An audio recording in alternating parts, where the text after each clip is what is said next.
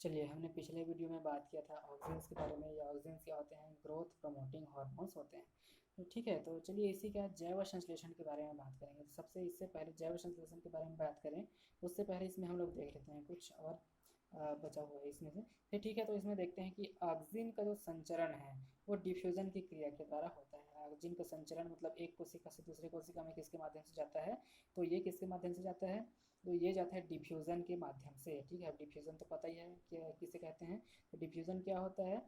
Diffusion का अर्थ होता है जब भी कोई पदार्थ जो है, पदार्थ के जो अणु हैं वो अधिक सांद्रता से कम सांद्रता की ओर गति करते हैं, तब इसको हम लोग क्या कहते हैं? इसको हम लोग कहते हैं डिफ्यूज़न। ठीक है, तो इसी डिफ्यूज़न के माध्यम से क्या होता है कि जो ऑक्सिन्स होते हैं, है ना, वो एक कोशिका से दूसरे कोशिका तक जाते हैं। ठीक है, तो इसमें देखते हैं ऑक्सिन के ध्रुवीय स्थानांतरण यानी कि पोलर ट्रांसलोकेशन को स्पष्ट करने के लिए सर्वप्रथम जो वेंट नामक साइंटिस्ट थे 1935 में, इन्होंने जई का जो प्रांकुर है उसका प्रयोग इन्होंने किया था, जो इस प्रयोग को हम लोग पहले देख चुके हैं। तो ठीक है, इस प्रयोग में इन्होंने सर्वप्रथम प्रांकुर चोल के केंद्र से एक बेलनाकार टुकड़ा काटकर उसे एगर ब्लॉक के ऊपर रख दिया। ठीक है, एगर ब्लॉक के ऊपर रख दिया। तत्पश्चात एक ऑक्सिन युक्त जो एगर ब्लॉक था उसके ऊपर प्रांकुर चोल के एक टुकड़े के विपरीत सिरे के कुछ ऊपर रखा है ना। कुछ समय पश्चात निरीक्षण करने पर इन्होंने पाया कि ऑक्सिन का जो विसरण है ना, वो नीचे की ओर होता है तथा यह विपरीत विसरित ऑक्सिन निचले एगर ब्लॉक में एकत्रित हो जाता है। इसी प्रकार जब प्रांकुर चोल यानी कोलियोप्टाइल के बेलनाकार टुकड़े को उलट कर एगर ब्लॉक के ऊपर रखा जाता है तथा इसके ऊपर ऑक्सिन युक्त एक एगर ब्लॉक को रखा जाता है, तो ऑक्सिन का नीचे की ओर विसरण नहीं होता है। इस प्रकार इस प्रयोग के द्वारा स्पष्ट होता है कि ऑक्सिन का जो संचरण या स्थानांतरण है वो विसरण की क्रिया के द्वारा होता है। ठीक है, जई में ऑक्सिन का जो संचरण है वो नीचे की ओर होता है और कुछ जई के प्रांकोचोल में संवहनी ऊतकों का अभाव होता है अतः ऑक्सिन का संचरण पैरेन्काइमी कोशिकाओं के द्वारा होता है। चलिए अब हम बात करते हैं बायोसिंथेसिस ऑफ ऑक्सिन के बारे में। ठीक है, बायोसिंथेसिस ऑफ ऑक्सिन।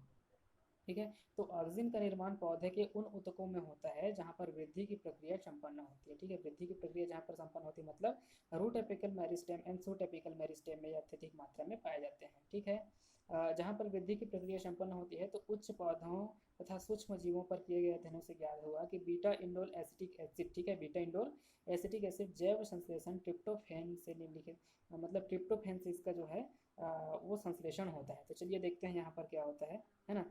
तो ये क्या है? ट्रिप्टोफैन। यहाँ पर देखते हैं तो ये वाला भाग क्या है? ट्रिप्टोफैन है। तो ट्रिप्टोफैन से जब कार्बन डाइऑक्साइड रिमूव हो जाता है, ट्रिप्टोफैन से जब कार्बन डाइऑक्साइड रिमूव होता है तो ये बना लेता है ट्रिप्टामीन। क्या बना लेता है ये?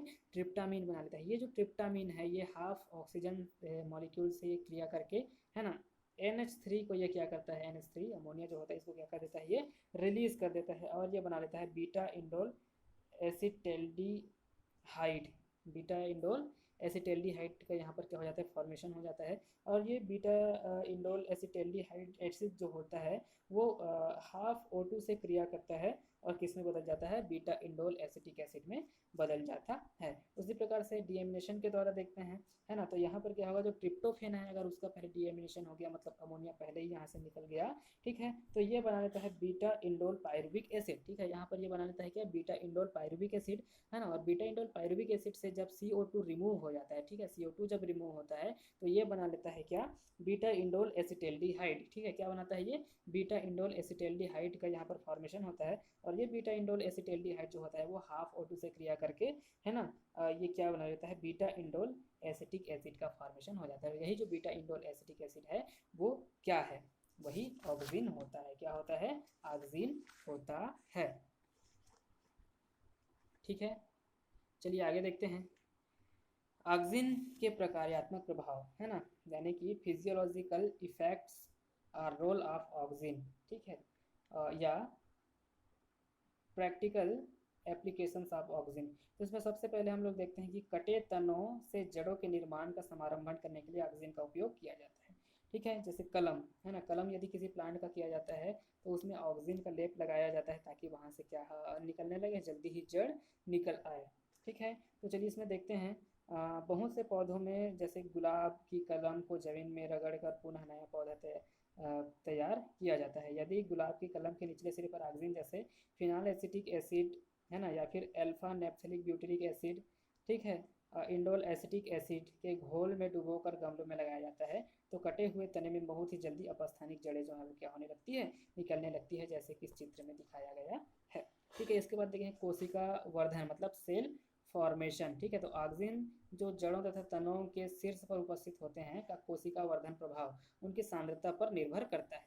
तो इनके सिरों पर अगर ऑक्सिन्स छिड़कें तो इनमें कोशिका विभाजन तीव्र गति से होने लगता है। ठीक है, तो जड़ों की लंबाई में वृद्धि करने के लिए ऑक्सिन की अल्प मात्रा की आवश्यकता होती है ना, जबकि तनों एवं शाखाओं में लंबाई की वृद्धि के लिए अपेक्षाकृत अधिक मात्रा में सांद्रता की आवश्यकता होती है।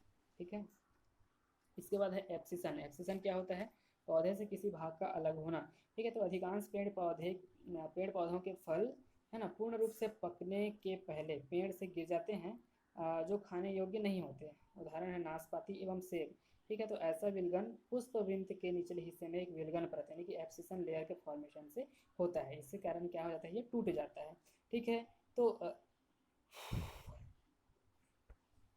विभिन्न खोजों के द्वारा ये ज्ञात हुआ है कि जब तनों में ऑक्सिन की सांद्रता है ना पत्तियों में अपेक्षाकृत अधिक होती है, तब विलगन परत का निर्माण बहुत ही तेजी से होता है, और जिसके कारण जो पत्तियां होती हैं वो विलगित होकर के नीचे गिर जाती हैं।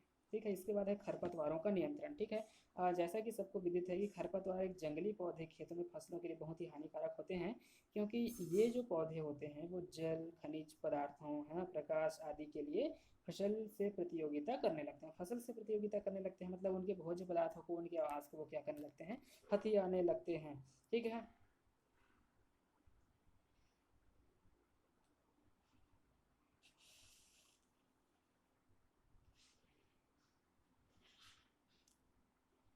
है ना, तो इसके लिए क्या किया जाता है, और इसके कारण फसल में अच्छी वृद्धि नहीं हो पाती है, तो हार्मोन द्वारा इन अनावश्यक जो पौधों को खेत में ही नष्ट किया जाता है। ठीक है, खेत में ही नष्ट किया जा सकता है। तो इस कार्य के लिए 2,4-डाइक्लोरोफिनॉक्सी एसिटिक एसिड है ना, ऑक्सिन विशेष रूप से उपयोगी सिद्ध होता है, जिसके उपयोग से जो खरपतवार को क्या किया जा सकता है, नियंत्रित किया जा सकता है। इसके बाद है पुष्पन यानी कि फ्लावरिंग में, तो ऑक्सिन के प्रयोग से पुष्पन की क्रिया रुक जाती है ना, परंतु कुछ पौधों में ऑक्सीजन पुष्पन की क्रिया को प्रेरित करता है। उदाहरण के लिए कपास है। ठीक है, कपास में और अनानास में पुष्पन की क्रिया को प्रेरित करता है। इसके बाद है बीज रहित फलों के उत्पादन में। ठीक है, आधुनिक युग में बीज रहित फलों का बहुत उपयोगिता है। हाँ, क्योंकि है ना बहुत ही उपयोगिता है बीज रहित फलों का। क्यों उपयोगिता है, क्योंकि कुछ ऑक्सीजन जब पुष्पों के जायांग के वर्तिकाग्र पर छिड़के जाते हैं, तब उसका जो पेस्ट होता है ना, उसका जो पेस्ट है, पेस्ट बनाकर वर्तिकाग्र पर लगा दिया जाता है, तो उसमें बिना परागण और निषेचन के ही फल बन जाते हैं और बीज नहीं होते हैं। ठीक है, तो इस क्रिया को अनिषेक फलन यानी कि पार्थेनोकार्पी भी कहते हैं। ठीक है, इसमें देखते हैं तो इंडोल एसिटिक एसिड है ना, इसके बाद है आदि के जो ऑक्सिन्स से टमाटर, केला, संतरा, अंगूर आदि के बीज आदि से क्या प्राप्त किया जाता है, बीज रहित फलों को प्राप्त किया जाता है। ठीक है, ठीक इसमें दिखाई दे रहा है। इसके बाद देखते हैं शीर्ष प्रमुखता। जो ऑक्सिन्स होते हैं ये शीर्ष प्रमुखता को दर्शाते हैं। ठीक है, ऑक्सिन किसको दर्शाते हैं, शीर्ष प्रमुखता को दर्शाते हैं। ऑक्सिन्स जो होते हैं वो शीर्ष प्रमुखता को दर्शाते हैं, क्योंकि जो ऑक्सिन्स होते हैं है ना, वो पौधे के शीर्षस्थ भाग में अधिक मात्रा में पाए जाते हैं। चलिए इसमें देखते हैं क्या बोलते हैं, कि बहुत से पौधों में केवल शीर्षस्थ या अग्रस्थ कलिका ही वृद्धि करती है तथा अक्षीय कलिकाएं प्रसुप्तावस्था में ही बनी रहती है। अतः जब इन पौधों की अग्रस्थ कलिकाओं को काटकर अलग कर दिया जाता है, तब बहुत सी अक्षीय कलिकाएं वृद्धि करने लगती है और नई शाखाओं का क्या होता है, निर्माण होता है। इसके कारण है ऑक्सिन है ना, ये ऑक्सिन जो होता है वो सिर्फ शीर्ष को प्रमुखता देता है, जिसके कारण जो शीर्ष है वो लगातार वृद्धि करता जाता है। जब शीर्ष को काट कर अलग कर दिया जाता है तो बहुत सारी शाखाएं वहां से निकलने लगती है। शीर्ष प्रमुखता के कारण कौन कौन से, इसके बारे में बात करते हैं। तो अधिकांश वैज्ञानिकों के जो अनुसार है, शीर्ष प्रमुखता का प्रमुख कारण शीर्षस्थ कलिकाओं में ऑक्सिन्स का निर्माण होना है ना। इसके बाद है प्रसुप्तावस्था का नियंत्रण। कुछ कृत्रिम ऑक्सिन जो होते हैं वो फलों की प्रसुप्तावस्था के समय को बढ़ा देती है, जिसके कारण इन फलों को काफ़ी अधिक समय तक क्या किया जा सकता है, संग्रहित करके रखा जा सकता है। जैसे कि अल्फा नेफ्थेलिक एसिटिक एसिड जो होता है, जैसे कि क्रोम है, कॉर्म हो गया, बल्ब हो गया है ना, ट्यूबर्स हो गया, इन सभी को ये प्रसुप्तावस्था में लाने का कार्य करता है। इसके बाद है रीएक्टिवेशन ऑफ कैम्बियम, मतलब कैम्बियम के रीएक्टिवेशन के लिए भी ये आवश्यक होते हैं। ठीक है, जैसे इसमें देखते हैं तो जो ऑक्सिन्स होते हैं वो संवहन एधा में कोशिका विभाजन को बढ़ावा देते हैं और वर्धन काल में एधा की पुनः सक्रियता इंडोल एसिटिक एसिड द्वारा विमोचित की जाती है, जो कि परिवर्धित हो रहे प्ररोह कलिकाओं द्वारा स्थानांतरित होता है ना। तो युद्ध में रासायनिक हथियार के रूप में भी इसका उपयोग किया जाता है। तो ऑक्सीजन की अत्यधिक सांद्रता पौधों के लिए बहुत ही घातक होता है और इसका उपयोग दुश्मनों की फसल को नष्ट करने के लिए होने लगा है। ठीक है, तो वियतनाम युद्ध में इसका उपयोग एजेंट ऑरेंज के रूप में किया गया था। ठीक है, तो एजेंट ऑरेंज जो होता है वो 2,4-D एवं 2,4,5-T का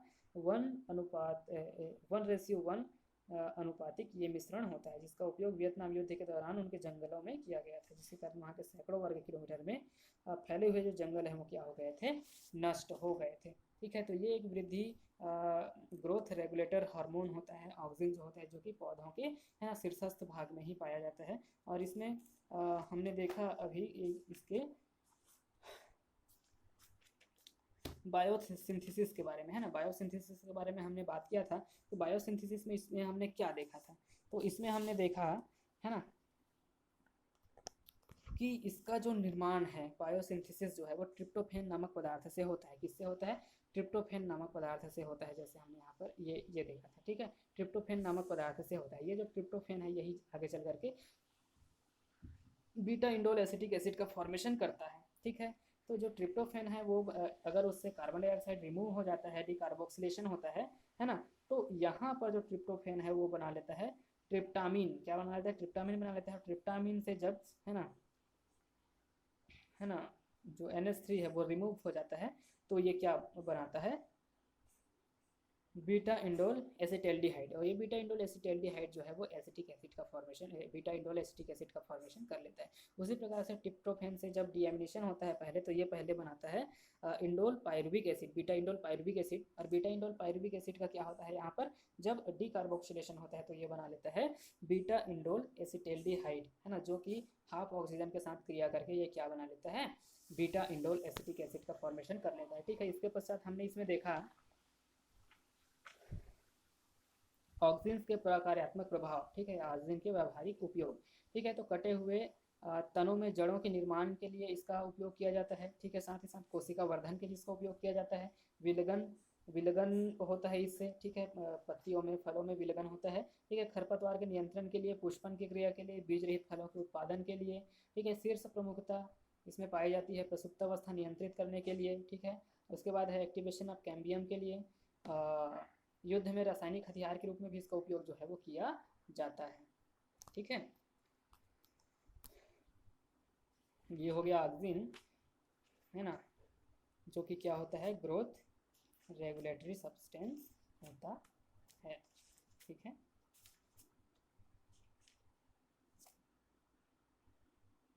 ना, और ये पौधों में पाया जाने वाला प्रमुख हार्मोन भी है। ठीक है, पौधों में पाया जाने वाला ये क्या होता है, प्रमुख हार्मोन होता है। ठीक है, पौधों में पाए जाने वाला ये प्रमुख हार्मोन होता है ना, जो कि ग्रोथ रेगुलेटर होता है, ग्रोथ इनहिबिटर नहीं।